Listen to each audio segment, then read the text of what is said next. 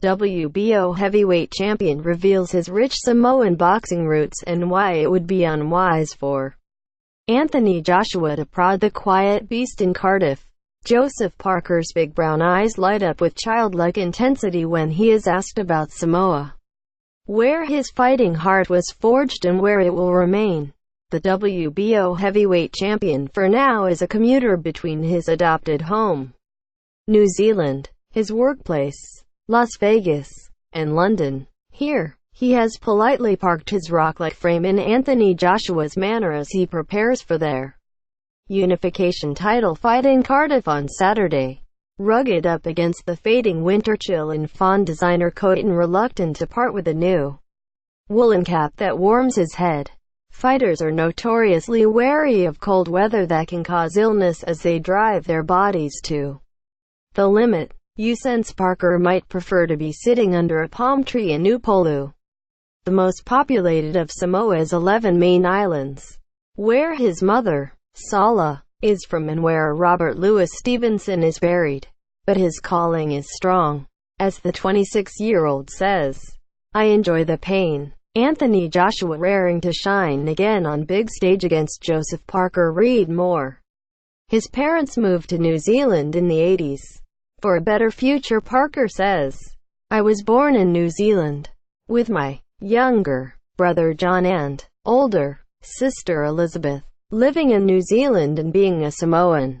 I followed my dad, who is named after Jack Dempsey, although he never boxed, because as a baby someone stood on his leg and caused it to be skinnier than the other one.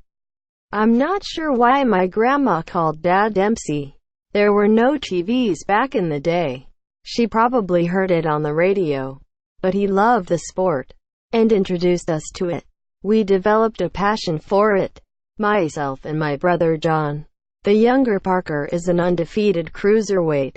"We started training, following David Tua, and what he was doing at the time, getting inspiration from seeing another Samoan Kiwi do well on the big stage." As Parker's trainer, Kevin Barry, pointed out, Tua beat 4 world title holders but was unable to win a belt, losing to Lennox Lewis in 2000. Parker has that WBO title. Tua was a more volatile ring personality than Parker, whose menace is silent and grinding. He does a lot of things very well, but none of them spectacularly so. Yet it is not due to prod the quiet beast. It is a Polynesian thing where you are calm and relaxed in your approach to life. But when you're in the ring, you really go for it, Parker says, before turning to his family and their membership of The Church of Jesus Christ of Latter-day Saints. "For myself, it's the offering of my parents, how they brought me up, the standards they instilled in me as a boy, being a member of the church. All those things play a big part in how I am, how I approach things. It's a very important part of my life. Parents and church and your surroundings. I was blessed with a talent and the talent is boxing. So I'm just trying to pursue it. Give it 100%. As long as you know you're a good person." Parker, good enough to have had rugby trials with Auckland, had his light bulb moment in the boxing ring when he was 16. "I fought a guy who was about 25. I was worried, because he was older and bigger and stronger. But I went in there and bashed him and I thought, man, this is pretty cool." From there his career went on a steady upward path. "I made the New Zealand team. Won medals around the world. I thought then, I'm blessed. I've got a good talent. I had no idea, though, how good I might be. But I loved the sport. Had a real passion for it. My parents took out loans to send me around the world. So I had to give it a go. My dad worked at a steel plant. Still does. This will be his 30th year there, since winning the vacant WBO title by handing Andy Ruiz Jr. his first defeat in 29 bouts 2 years ago. Parker has moved to Las Vegas for the weather, the excellent sparring and the connections. The Nevada city is boxing central and he probably would have had to wait longer for his big breaks had he remained at home. My parents arrived in London from Auckland the same day I arrived from Vegas. I haven't seen them for about 9 weeks. They're proud. They're happy. And the great thing about boxing is that now I not only can look after myself, I can look after my parents, and my family and friends. The cauliflower left ear that adorns his head came not from boxing but packing down in a rugby scrum as a lock. But my dad said to me, "You've got to find the sport you want to really pursue, because you can't do them half-hearted." I picked boxing. It was the tougher option physically, mentally, emotionally. But if you love it, you don't see it as tough. Anthony Joshua raises Joseph Parker threat level with Deontay Wilder. Dig read more. I enjoy the pain my body goes through.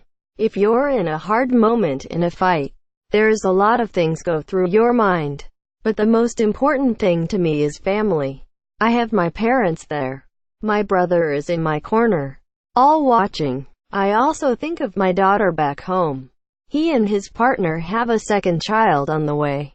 Of his 24 bouts since turning professional in 2012, one stands out as the toughest.